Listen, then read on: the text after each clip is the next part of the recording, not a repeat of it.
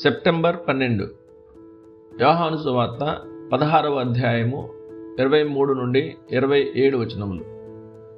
తండ్రి స్వయంగా మంచి ఉద్దేశంతో లేనట్లుగా మొదట దయచూపడానికి బలవంతం చేయాలన్నట్లుగా మీరు నా విజ్ఞాపన గురించి ఆలోచించనక్కర్లేదు. ఆయన స్వయంగా మిమ్మల్ని ప్రేమించి నా విజ్ఞాపనను స్వయంగా నియమించాడు అని ఆంటోన్ స్పష్టంగా వివరించాడు. శిష్యుల బలహీనతలన్నిటితో పాటు వారిలో ఉన్న కృపను మన ప్రభువు ఎలా గుర్తించాడో మనం ఇక్కడ గమనించాలి. వేల కొద్ది యూదులు యేసును వంచకునిగా పరిగణిస్తే 11 మంది మాత్రం ఆయన్ని ప్రేమించి ఆయనలో విశ్వాసం ఉంచారు. కృప బలహీనతతో ఎంతగా కలిసిపోయినా దాన్ని ఘనపరచడం యేసు ఎన్నడూ మరచిపోడు.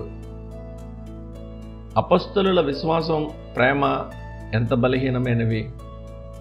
కొద్ది గంటల్లోనే వారు అవిశ్వాసం, పిరికితనమనే మేఘాల క్రింద ఎంత త్వరగా పాతిపెట్టబడ్డారు. నమ్మి ప్రేమించినందుకు యేసు మెచ్చుకున్న ఈ వ్యక్తులు సూర్యోదయానికి ముందే ఆయన్ని వదిలేసి పారిపోయారు.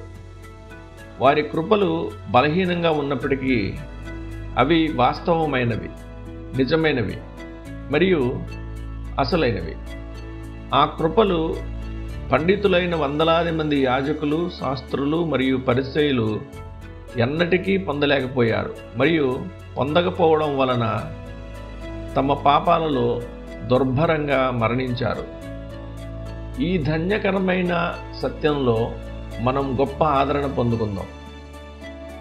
వారు విశ్వాసంలో, జ్ఞానంలో శిశువులు గనుక తన యందు విశ్వాసం ఉంచిన వారిని పాపుల రక్షకుడు ఎన్నడూ త్రోసివేయడు.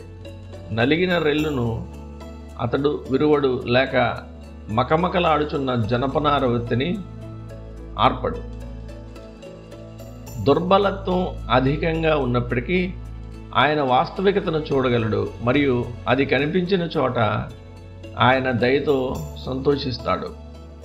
అలాంటి రక్షకుని అనుచరులుగా ధైర్యంగా మరియు నమ్మకంగా ఉండాలి.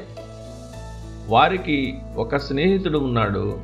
ఆయన తన మందలోని చిన్న సభ్యుణ్ణి కూడా తృణీకరించడు మరియు ఆయన దగ్గరకు వచ్చేవారిని వారు ఎంత బలహీనంగా ఉన్నప్పటికీ వారు యథార్థవంతులైతే వారిని ఎవరినీ బయటకు త్రోసివేయడు.